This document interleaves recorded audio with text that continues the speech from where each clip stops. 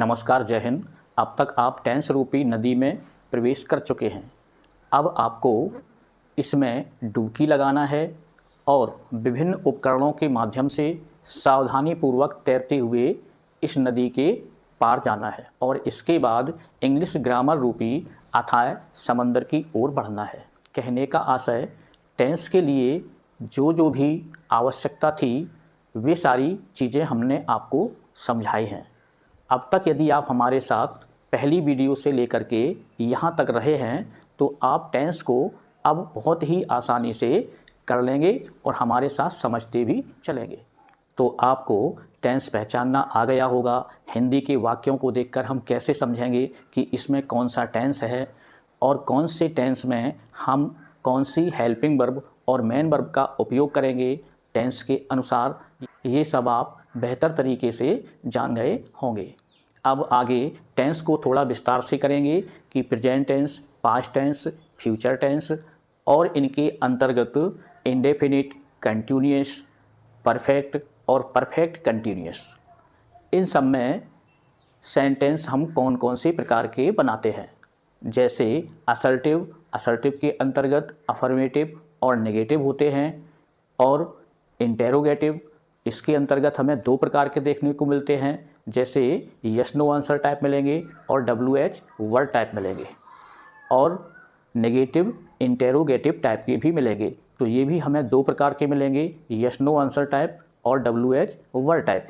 और इसके अलावा ऑप्टेटिव, एक्सक्लामेटरी और इम्पेरेटिव सेंटेंस भी देखने को हमको टेंस के अंतर्गत मिलते हैं।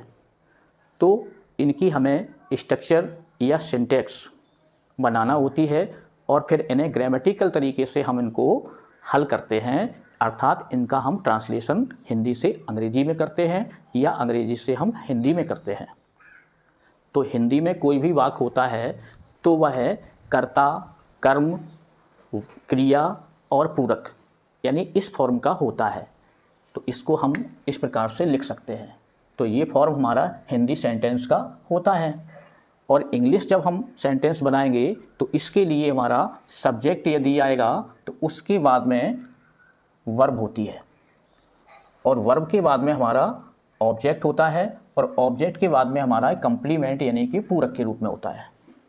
तो यहाँ पर आप ये ध्यान दें कि एस का मतलब हमारा सब्जेक्ट से है और वी का मतलब है वर्ब से।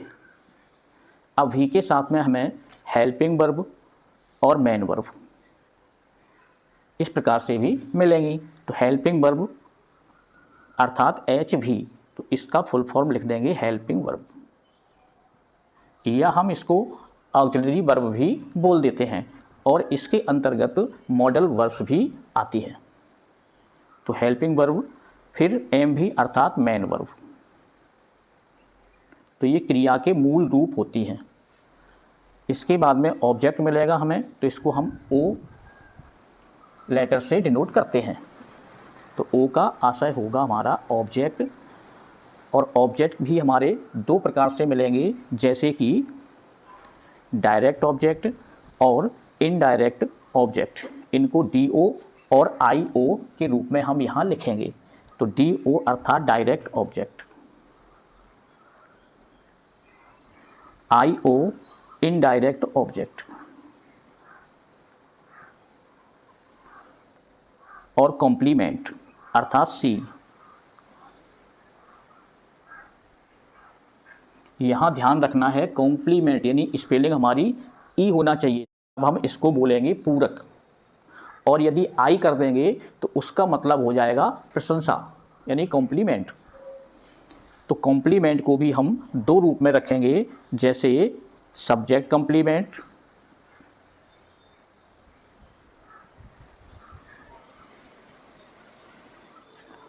और ऑब्जेक्ट कॉम्प्लीमेंट यानी OC।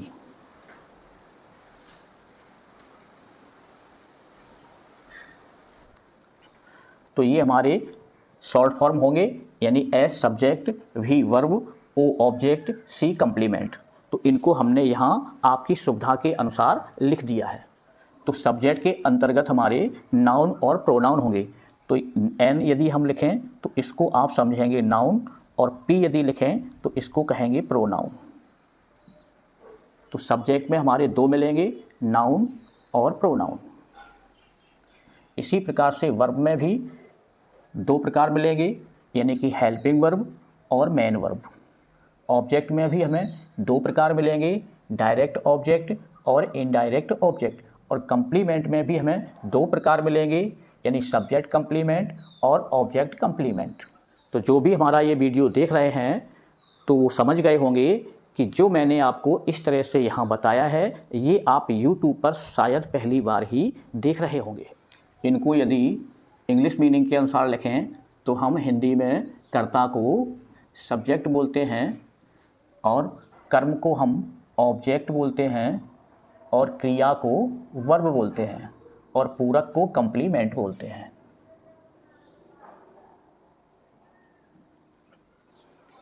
अब एस अर्थात सब्जेक्ट, तो सब्जेक्ट कोई भी होगा, किसी भी सेंटेंस का सब्जेक्ट होगा तो या तो वह नाउन होगा और या वह प्रोनाउन होगा, या सब्जेक्ट के स्थान पर जो भी वर्ड होगा वह नाउन या प्रोनाउन का कार्य कर रहा होगा। तो प्रोनाउन के अंतर्गत हमारे he, she, it, I, we, they, you, one, who, इस प्रकार से कई शब्द मिलेंगे। और नाउन के रूप में यानी किसी व्यक्ति, वस्तु या स्थान का नाम मिलेगा, जैसे चेयर बोल दें या बॉय बोल दें या गर्ल बोल दें। लेकिन यहाँ भी हमें ध्यान रखना है नंबर का, नंबर अर्थात वचन। तो ये हमारा सब्जेक्ट सिंगुलर या प्लूरल हो सकता है, क्योंकि ये सब हमने पिछली वीडियोज में डिटेल बताया भी है। तो यहाँ पर जो एक महत्वपूर्ण बात है उसे मैं पुनः रिवाइज कराऊंगा। जैसे नंबर हमारे दो प्रकार के होंगे, यानी सिंगुलर और प्लूरल।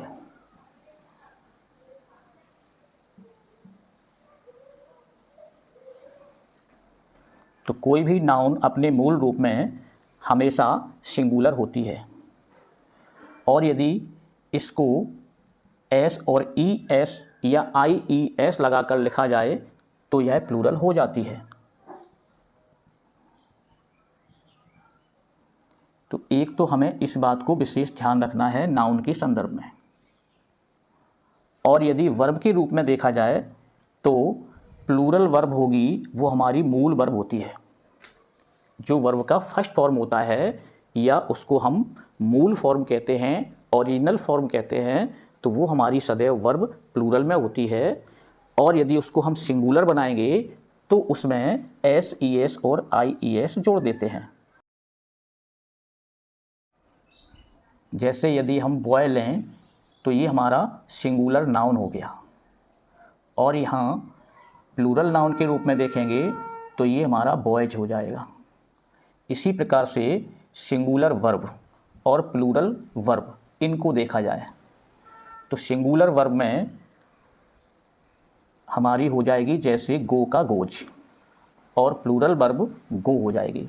तो ये हमारी प्लूरल वर्ब कही जाएगी और ये सिंगुलर वर्ब कही जाएगी। अर्थात सिंगुलर के साथ में S E S I E S verb में जोड़ देते हैं। तो स्टूडेंट को ये बहुत कन्फ्यूजन होता है, यानी वे ये समझते हैं कि यदि एस ई एस जुड़ गया तो वह प्लूरल ही होगा। तो उनको ये ध्यान रखना है कि वर्ब में जुड़ा हुआ है S E S I E S की नाउन के साथ जुड़ा हुआ है। अब यहाँ पर नंबर के साथ हम प्रोनाउंस को देखेंगे, सिंगुलर और प्लूरल प्रोनाउंस। तो जैसे यहाँ पर हम आई को लें तो आई हमारा सिंगुलर भी होता है और आई प्लूरल भी होता है। तो वाज के साथ में यानी कि पास्ट कंटिन्यूअस में आई का प्रयोग सदैव सिंगुलर के फॉर्म में होता है, लेकिन कुछ सेंटेंस ऐसे होते हैं जो हम पिछली बार बता भी चुके हैं, नहीं ऐसे जिसमें कि कल्पना की गई हो तो हम वर्ब का भी प्रयोग कर देते हैं यानी प्लूरल के रूप में, और अधिकांशतः आई का प्रयोग प्लूरल के रूप में ही हम करते हैं।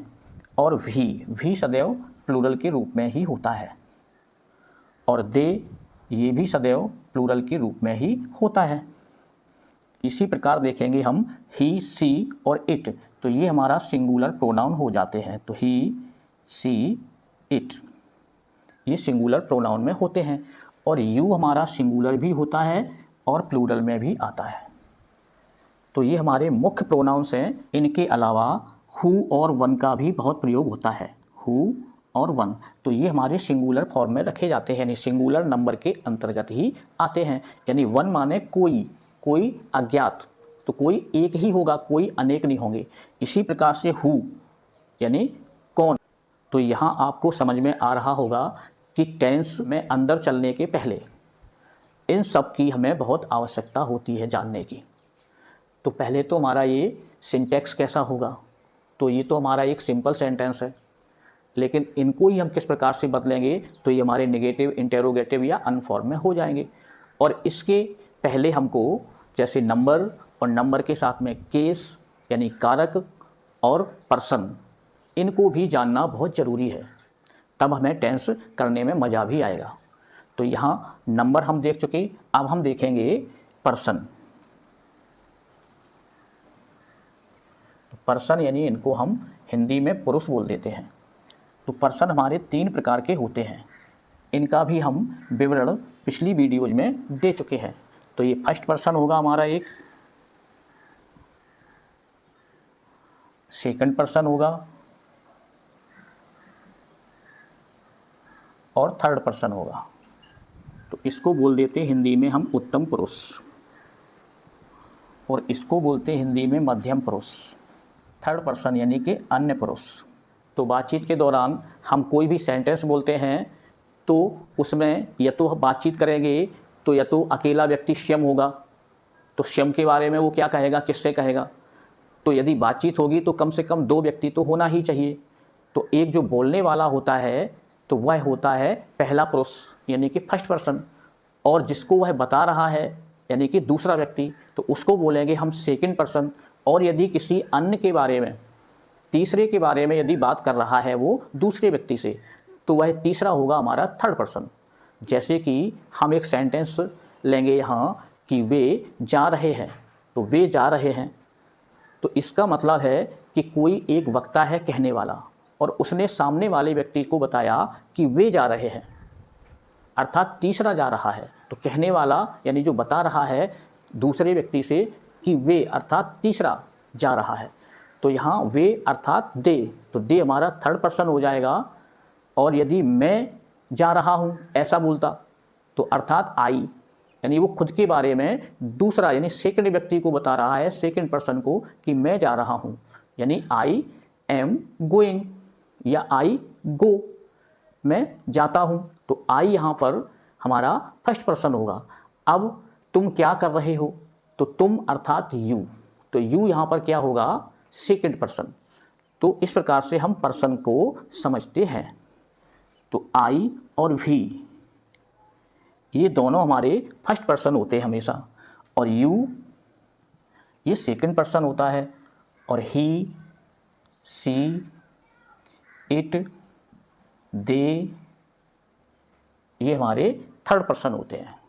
अब देखेंगे हम यहाँ पर केस यानी कि कारक, और यह प्रोनाउन।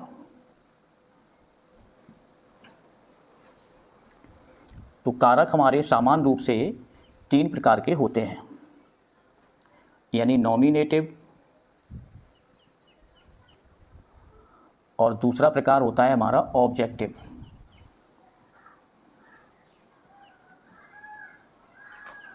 और तीसरा होता है पॉसेसिव।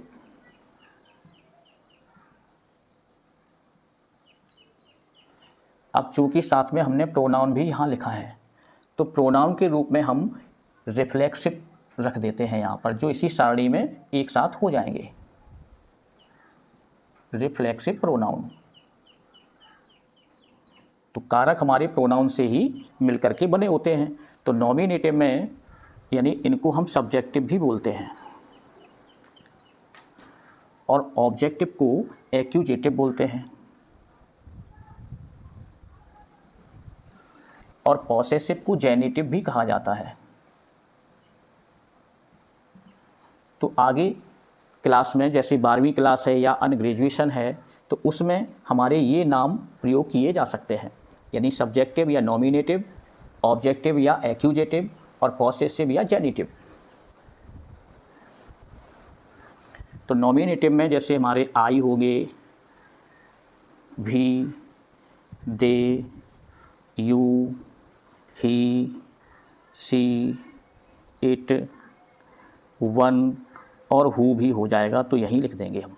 तो आई का ऑब्जेक्ट हो जाएगा मी, इसी प्रकार भी का हो जाएगा अस, दे का हो जाएगा देम, और यू का हो जाएगा यू, ही का हो जाएगा हिम, सी का हो जाएगा हर, तो इट का हो जाएगा इट, और वन हु का वन और हु ही रहेगा, या वन का वन ही जिसका कम यूज होता है, और हु का हु भी होता है, और होम भी होता है, WHOME, होम। तो ये हमारे ऑब्जेक्टिव होंगे या एक्यूजेटिव होंगे। पॉसेसिव में देखेंगे तो इनको हम दो रूप में अलग अलग रखते हैं। तो एक हमारा पॉसेसिव एडजेक्टिव होते हैं और एक पॉसेसिव प्रोनाउन के रूप में होते हैं। तो मी का ये हमारा माई होगा, और अस का अवर होगा, देम का देयर होगा, और यू का योर हो जाएगा यहाँ, और हिम का हिज हो जाएगा, वो हर यानी सी का हर हो जाएगा यहाँ, और इट का ही इट ही रहेगा। इसी प्रकार से वन हु रहेंगे, ये हमारे चौकी तो रखे जाएंगे। अब प्रोनाउन के रूप में देखेंगे तो आई का पॉसेसिव प्रोनाउन हो जाता है माइन, और अवर हो जाता है अवर्स के रूप में, और यहाँ हो जाता है देयर्स के रूप में, और योर को हम योर्स कर देते हैं। कहने का आशय जितने भी प्रोनाउंस होंगे उसमें एस केवल माइन को छोड़कर सभी में एस लगा होगा, इस प्रकार आपको याद रखना है। हिज का हिज ही रहेगा, हर का हर्ष हो जाएगा, इट का इट्स हो जाएगा, वन का वंस हो जाएगा, और हुज हो जाएगा हु का हुज। ये हमें ध्यान रखना है, और यहाँ भी हम हुज लिख सकते हैं इसका। तो इन सभी पॉसेसिव्स का प्रयोग हिंदी में जब वाक्य में अपना या खुद या स्वयं इस प्रकार से मिलता है तो अपना के अर्थ में हम इनका प्रयोग करते हैं। जैसे मैं अपना, तो इसके साथ में हम आई के साथ में माई का प्रयोग करेंगे। हम अपना कार्य करते हैं तो वी डू आवर वर्क, इस प्रकार से लिखेंगे। मैं अपना कार्य करता हूँ तो आई डू माई वर्क। वे अपना कार्य करते हैं तो दे डू देयर वर्क। तुम अपना काम करते हो तो यू डू योर वर्क। वह अपना काम करता है तो ही डज हिज वर्क। इस प्रकार से हम बनाते हैं। और इसके अलावा हिंदी वाक्यों में अपना खुद ही या मैं स्वयं, मैं खुद, वह स्वयं, वह खुद, वे स्वयं, वे खुद, तो इनके लिए हम रिफ्लेक्सिव प्रोनाउन का प्रयोग करते हैं। तो जैसे आई के लिए यहाँ हो जाएगा माई सेल्फ, और वी का रिफ्लेक्सिव हो जाएगा आवर सेल्व्स। तो जो भी प्लूरल होंगे उनके साथ में सेल्व्स जुड़ेगा, और जो सिंगुलर होंगे उनके साथ में सेल्फ जुड़ेगा। तो यहाँ आई सिंगुलर रूप में हम लेते हैं, तो यहाँ माई सेल्फ हो जाएगा, और यहाँ आवर सेल्व्स होगा। इसी प्रकार से दे का हो जाएगा देम सेल्व्स, और यू का हो जाएगा योर सेल्व्स, और हिज का हो जाएगा हिमसेल्फ, हर का हो जाएगा हर सेल्फ, इट का हो जाएगा इट सेल्फ, और वन का हो जाएगा वन सेल्फ या हु सेल्फ, हु का हु सेल्फ। तो ये स्वयं या खुद के अर्थ के लिए प्रयुक्त होंगे वाक्यों में।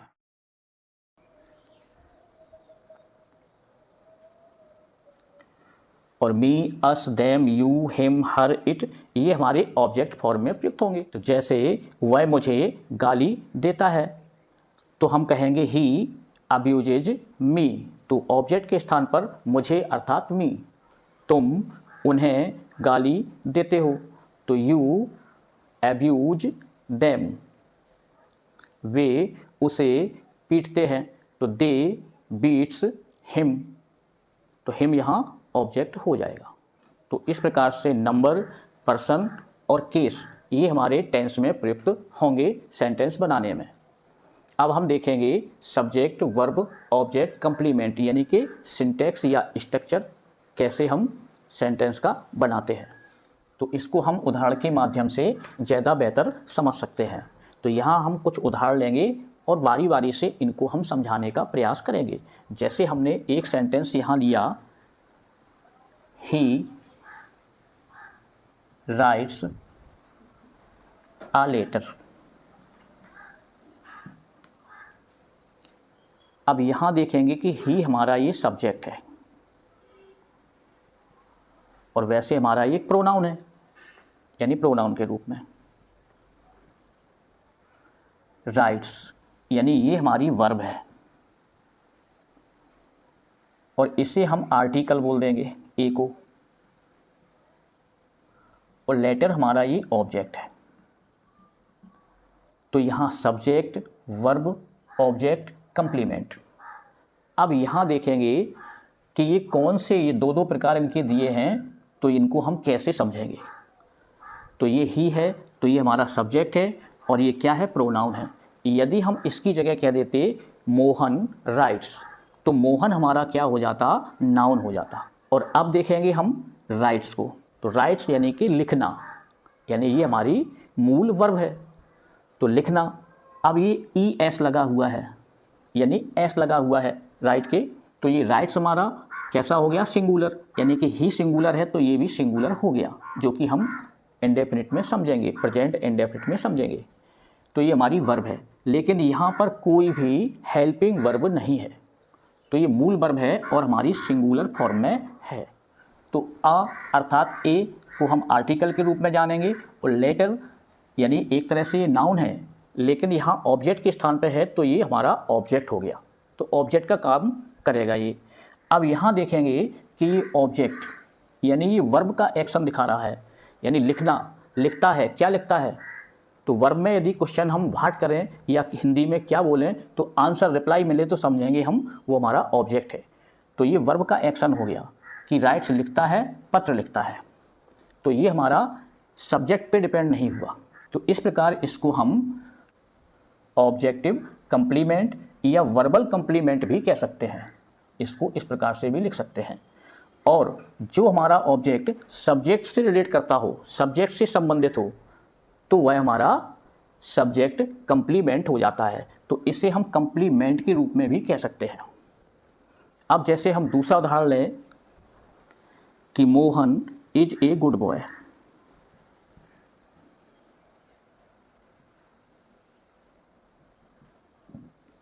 अब चूंकि यहाँ पर मेन वर्ब नहीं है, हेल्पिंग वर्ब है, तो मोहन यानी ये हमारा सब्जेक्ट हो गया, या इसको हम नाउन बोल सकते हैं।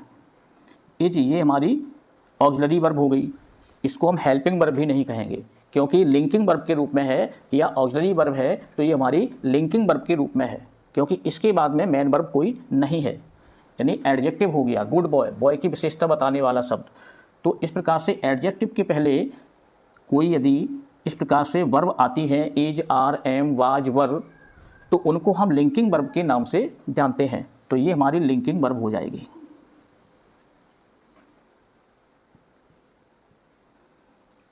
और ये हमारा ऑब्जेक्ट के रूप में हो जाएगा पूरा। तो ये कौन सा ऑब्जेक्ट होगा, एस सी, यानी ये सब्जेक्ट से जुड़ा हुआ, यानी Mohan is a good boy, तो मोहन अच्छा लड़का है, तो अच्छा लड़का यानी मोहन, तो ये गुड बॉय मोहन ही है, यानी मोहन अच्छा लड़का है, तो अच्छा लड़का कौन है, मोहन है। तो ये और ये दोनों सेम बात हो गई, केवल इनकी हम व्याख्या गुड बॉय के रूप में करते हैं। तो ये हमारा कंप्लीमेंट होगा, लेकिन ये कौन होगा कंप्लीमेंट, सब्जेक्टिव कंप्लीमेंट। इसे हम ऑब्जेक्ट के रूप में यहाँ यदि रखते हैं तो हमारा ऑब्जेक्ट ये सब्जेक्टिव कंप्लीमेंट कहा जाएगा। अब हम यहाँ दूसरा उदाहरण लेते हैं कि she rights me uh letter. अब यहाँ पर देखेंगे हम कि इनमें से कौन क्या है, तो सी हमारा हो जाएगा सब्जेक्ट, और सब्जेक्ट के अंतर्गत क्या होगा, ये हमारा प्रोनाउन, और राइट्स हो जाएगी हमारी वर्ब, मेन वर्ब, या एम भी इसको बोल दें, और मी हो जाएगा हमारा ऑब्जेक्ट, और ये हमारा आर्टिकल होगा अलग से यदि इसको बोलेंगे, और ये हो जाएगा अलग से नाउन, लेकिन दोनों को मिलके बोलेंगे तो ये हमारा हो जाएगा ऑब्जेक्ट।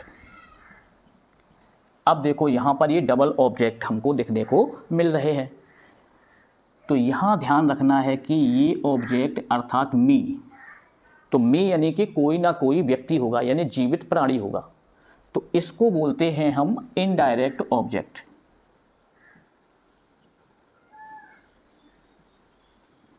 या शॉर्ट में हमने लिखा था IO, और इसको बोलते हैं डायरेक्ट ऑब्जेक्ट, या शॉर्ट में बोल देंगे DO।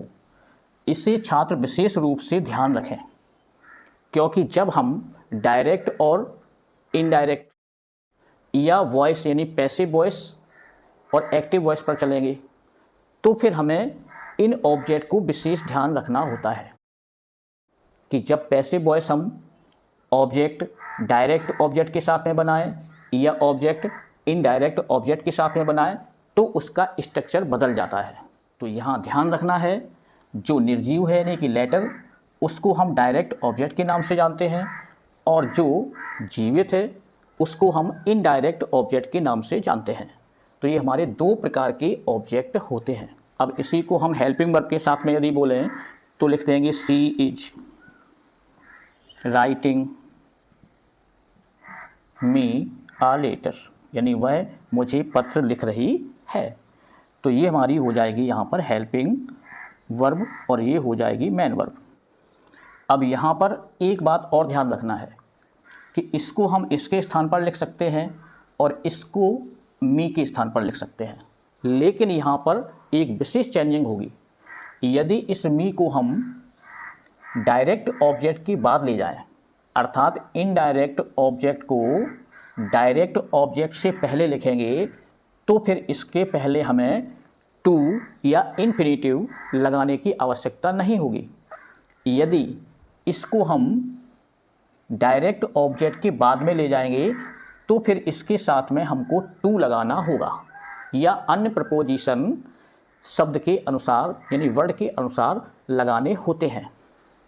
तो जैसे इसको हम लिखेंगे यहाँ पर कि she writes a letter to me, तो मी यदि हम लेटर के बाद ले जाएंगे तो फिर हमें टू लगा करके इसे लिखना होगा, तो ही हमारा ये सेंटेंस सही माना जाएगा। तो ये विशेष बात ध्यान रखना है आपको। तो यहाँ हो जाएगा इसका अर्थ वह मुझे पत्र लिखती है, और यहाँ हो जाएगा वह पत्र मुझको लिखती है। हालांकि सेंस दोनों का एक ही होगा। तो ये स्ट्रक्चर हमारा सामान्य या मूल स्ट्रक्चर इसे हम कह सकते हैं। अब इसमें यदि इन्फिनेटिव का, जीरंड का या पार्टिसिपल का उपयोग हो जाता है तो थोड़ा सा सेंटेंस ये परिवर्तित हो जाता है। तो नॉन फ्रेट वर्ब का भी हम प्रयोग करते हैं, तो उसका प्रयोग हम नाउन के रूप में या एडजेक्टिव या एडवर्ब के रूप में करते हैं, तो उसे ही हम नॉन फ्रेट वर्ब के रूप में भी जानते हैं। जैसे हम यहाँ उदाहरण के रूप में लेते हैं, I want to learn English, या हम इसी सेंटेंस को कह सकते हैं I want how to learn English, यानी मैं अंग्रेजी सीखना चाहता हूँ। तो इसका भी यही भाव निकलेगा और इसका भी यही भाव निकलेगा। चूँकि आगे ये क्लाउज में मिलेंगे ऐसे सेंटेंस, तो हम इसे क्लाउज समझ बैठेंगे, तो ये क्लाउज भी हो जाएगा और हमारा ये सेंटेंस इस प्रकार से जो ऊपर है इसका भी सेंस देगा। तो जब भी हम वांट का प्रयोग करते हैं तो अक्सर हम हाउ टू लगा करके ही सेंटेंस को बनाते हैं।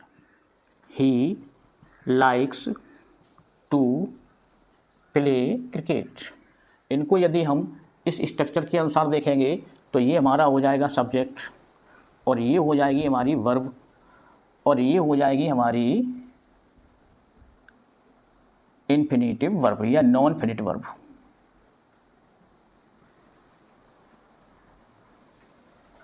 और ये हो जाएगा हमारा ऑब्जेक्ट।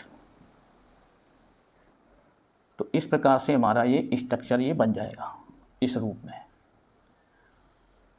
तो ये सभी सेंटेंस हमारे इसी रूप में बन जाएंगे। इसको भी लेंगे तो ये हमारा हाउ जुड़ जाएगा केवल, और बकाया स्ट्रक्चर हमारा ऐसा ही बनेगा। तो I want to learn English, यानी मैं अंग्रेजी सीखना चाहता हूँ। मैं चाहता हूँ कि अंग्रेजी कैसे सीखते हैं, तो अर्थात अंग्रेजी सीखना चाहता हूँ। He likes to play cricket, यानी वह क्रिकेट खेलना पसंद करता है। तो यहाँ देखेंगे ही हमारा सब्जेक्ट है और ये हमारी वर्ब है, तो ये हमारा सिंगुलर है, तो ये वर्ब भी हमारी सिंगुलर है। तो ये सब्जेक्ट वर्ब एग्रीमेंट हो गया। लेकिन यहाँ ये प्ले है, तो प्ले हमारी मूल रूप में प्ले यानी प्लूरल फॉर्म में है, तो इसका इस पर कोई प्रभाव नहीं पड़ रहा है, यानी ये प्ले ही से स्वतंत्र है। तो इसके साथ में टू को लगा दिया गया है, टू प्ले क्रिकेट। लेकिन यहाँ प्लेज नहीं कहा गया क्योंकि ये स्वतंत्र हो गई। इसी प्रकार से यहाँ भी प्ले स्वतंत्र हो गई। They like to play cricket, यानी दे ये हमारी प्लूरल फॉर्म में हो गई, तो ये भी प्लूरल फॉर्म में है और ये भी प्लूरल इन्फिनेटिव के रूप में सदैव प्लूरल ही होती है, यानी टू के साथ में वर्ब सदैव प्लूरल फॉर्म में ही होती है। इसको हमेशा ध्यान रखें, जब भी टू लगा होगा वर्ब के पहले तो वह वर्ब हमारी प्लूरल फॉर्म में ही होगी और वह फर्स्ट फॉर्म में ही होती है। तो इस प्रकार से हमें सेंटेंस के अंदर नाउन, प्रोनाउन यानी सब्जेक्ट के रूप में, verb, helping verb, main verb, modal verb, auxiliary verb, to be जो भी कहें ये, और ऑब्जेक्ट यानी डायरेक्ट ऑब्जेक्ट, इनडायरेक्ट ऑब्जेक्ट और कंप्लीमेंट, ये सब हमको देखने को मिलेंगे सेंटेंसेज में। अब अगले वीडियो में हम प्रेजेंट टेंस की शुरुआत करेंगे, यानी प्रेजेंट इंडेफिनिट को देखेंगे कि उसमें सेंटेंसों को हम कैसे बनाएंगे, affirmative, negative, interrogative, negative, interrogative. तो टेंस यानी प्रेजेंट इंडेफिनिट टेंस को हम टेंसों में मुख्य मानते हैं, यानी उस टेंस को यदि हमने समझ लिया तो आगे हम सारे टेंस को आसानी से समझते जाएंगे। तो अगले वीडियो में हम उसको समझेंगे।